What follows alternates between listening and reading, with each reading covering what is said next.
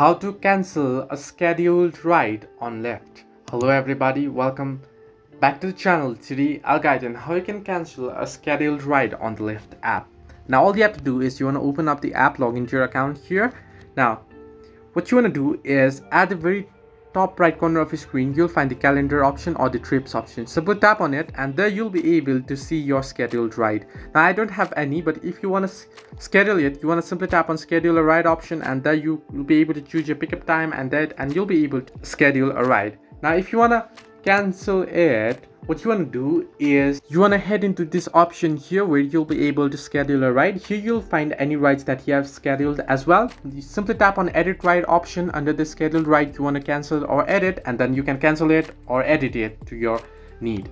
Now you can cancel or edit your ride up to 1 hour before pickup. Now if you cancel it prior to 1 hour of pickup, then your cancellation fee will be applied.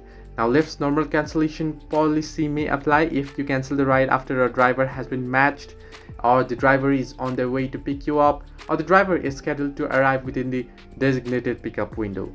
Hope this helped you. Do like and subscribe, and do not forget to leave a comment down below if you have any further issues.